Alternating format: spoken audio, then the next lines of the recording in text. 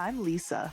And this is the Paid Media Playbook, where we talk to marketing professionals about their challenges, tactics, and triumphs.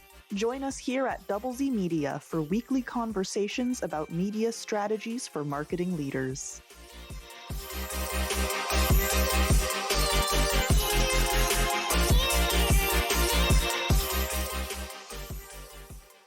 So this has happened to me a number of times over the years as a media buyer. Client says, we want to hold off on doing anything for a while. We're just going to no advertising for a while. Our website sucks and we want to update it. And we just don't want to drive any traffic there because it's just not working right and we don't like it. And so they want to stop completely driving any traffic to their business because they are not happy with their website. And I would say 90% of all clients are not happy with their website in one way, shape, or form. It's never doing everything that people want it to do. So it's not a really good reason, in our opinion, to stop advertising. I understand budget constraints, but you don't want to stop driving traffic you've got to pay for that website somehow, and it's with customers, right? I also feel like a lot of the issues that I've heard people have with their websites is that, it's confusing, or you can't find the information, or something like that, which is really important. If you're sending someone to your website, you want them to be able to find the information. Is kind of baffling that the next sentence I always hear then is, so we're redoing the whole thing. Yeah, great. Good idea. Yes, it does sound like you need just an entire revamp. However, if you just need one page that has the clear information, so it might be duplicated a little bit. Maybe that information is also in 5 other places on your website. That's fine. Yeah, it's like that vision of a landing page just somehow disconnects. I don't know, is there something that I am missing from a development side? That we've had many clients, hey, we got to throw up a landing page for this, or this. So I know that it's possible that people can just do this, and yet somehow they can't, they just don't, it's not the easiest, most obvious thing to them. Is I don't know what to do, and they need to get sales now. They still have all the same pressures, but they're not building that landing page. That could be very simple, just a way to get to contact them. And, tell your story, tell a brief story, just make one landing page. It doesn't have to, it's for right now.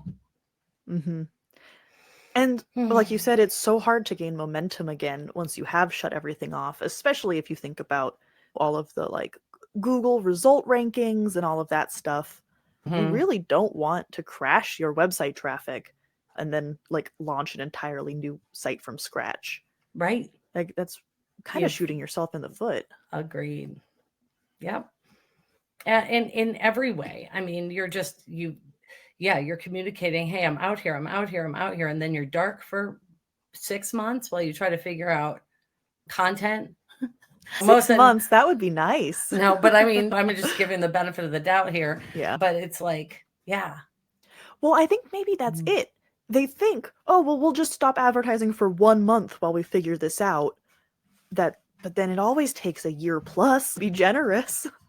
Yeah, I think it's almost I've run into that problem so many times. I feel like it's like a template that we should create or something. That's these are the steps when you hate your website.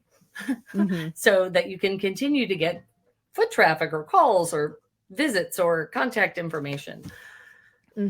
Quote requests or whatever exactly the action is. But that's also it too, right? What is the action? I had a client the other day complaining about bounce rate on their landing. They actually had a landing page. That was good. And then they said, but the bounce rate is so high.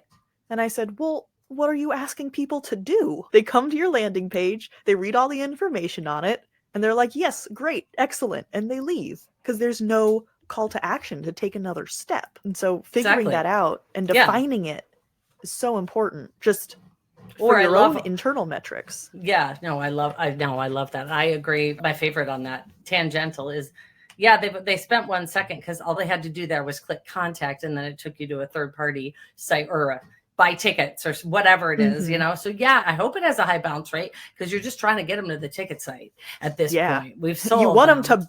to bounce to that e-commerce Yeah. host. We don't want them to scroll it anywhere. We want them to buy. So Yeah. anyway, yeah. So sometimes you have to like, it's just big picture thinking. Most marketing directors can do it, I think, definitely. It's just, sometimes they don't do it every day, so they don't know to look for it always. Kind of have these rules in our head that bounce rate, look at bounce rate, look at page views, look at these things, but if it has to be applicable to this particular situation. And landing pages just, frankly, they're just the easiest way to get by until you get that website exactly the way you want it, which is never going to happen. Just so you know, I there's understand. compromises. Yeah, it's so important.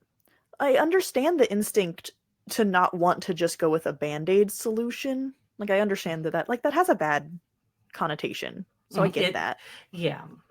you know. I But do. I do. But then it's the lesser of all the evils, because if you really can take 6 months to a year off from telling people who you are, what you're doing, and really don't care about the algorithms and anything that has to do with relevance, because you've been out of the mix for 6 months to a year on anything electronic, then okay. But I don't think that's a good trade-off. So obviously, so a landing page is your cheapest, quickest, most effective way, and you're still measuring results, and you're,